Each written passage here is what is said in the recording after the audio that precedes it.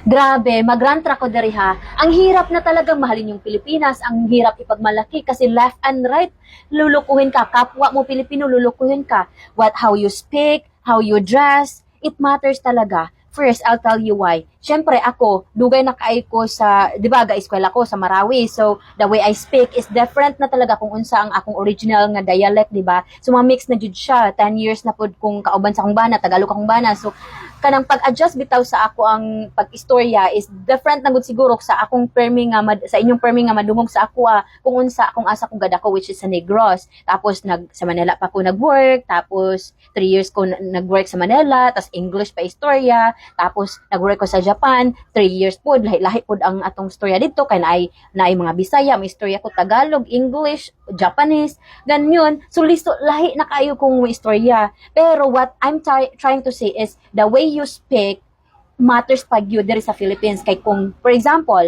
nami diri sa Tandag, dili man ko kabalo maghimog sa mag-story gayon noon, pero Bisaya ko, kasabot ko tanan sa ilang istoryahan. Akong bana, maluoy ko sa akong bana kay dili man tawon jud siya kabalo mong Bisaya, di pud kabalo mag-story gayon noon. Sa Tagalog siya, di ko na lang siya may istorya. Kung ato mi sa usa ka lugar kung musakay, di siya may istorya kay kung istorya man siya nga baka lukuhin nila ako. Yun yung mindset niya kay which is totoo man ganina.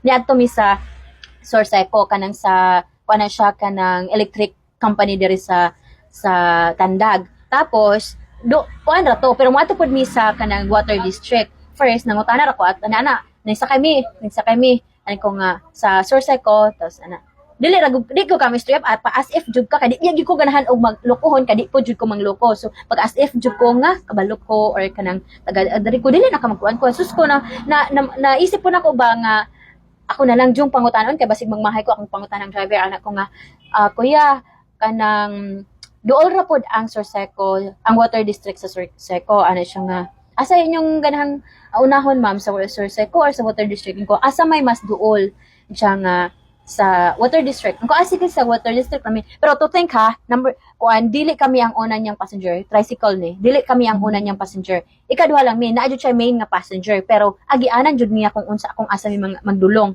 So kabalo ko dire nga tag G's ra gyud ang pamasahe dire. Mao yun ay minimum niya duol ra gyud ha. Tas siya nagkuha siya nga sinsilyo ra inyong kwarta. Istorya kasi ako sa husband ko. Tas syempre alam niya akala niya alam niya talaga na hindi namin alam kasi syempre nagtanong. Tapos, nung sinabi ko din sa husband ko nga, buti na lang nagtanong ako. Sabi kong ganun. So, doon na siya nagkuha ng chance na pwede ko ting lukuhin kasi hindi to taga rito, wala pa tong alam dito. Ganon. So, bumaba na kami. Bigyan ko siya 50. Ay, sabi ay 50 binigay ko sa kanya. Tapos, nagkunyari pa siya, istorya atong napoy padulong nga passenger. Dugay-dugay siya sukli, nagtindo, nagbarog ko. Kay, ang gatuwa siguro siya, mulakaw na mi. Kung mulakaw na mi ato, 50, among bayad no, kaming duharan niya, Gis, rabi adri ang minimum. Naghulat ko niya. Tapos, siguro siya, tanaw siya na kung naghulat ako, yatagan ko niya, Gis. Tapos sabi ko sa husband ko, 20. Sabi ko lang ganun. Nagtanong ko, dito na sa guard, nagbayad na mi sa water bill, nangutanan ako sa guard, napila day bayad, Gis ra daw.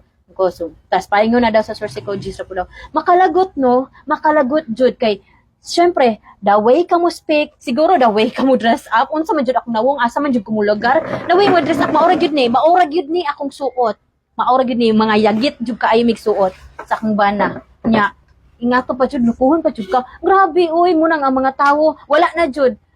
Kung naay mga trust issue ang mga tao mo tuod jud ko kay ako mismo, bisag kaugalingon, bisag kanang akabalo bitaw ka nga di gyud ka ganahan magpaluko. Kay you've been work hard for it para di kalukuhon sa tao, you've been kuan tapos inganaon ra ka batay kayo no. Pero second ako pong istorya kay syempre sa amo pud sa Negros giloko ay kanang dili giloko kanang nangutana ko wa magud siguro tag 300 na lato no ay lato ba nagusto basta katong ana dili katong circle hara tong lato ra baratohon nangutana ko tag pila ayan siya nga tag 300 so tag pilang kilo sa kuan siya 300 anak ko ito yun. So, so, please lang, parang awa nyo na, ayaw nyo magpaluko, pero kayo mismo nanluloko. Nakakainis, di ba?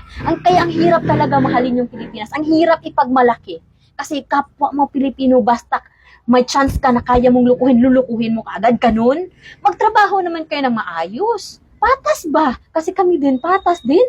Yun lang naman. Nakakainis lang.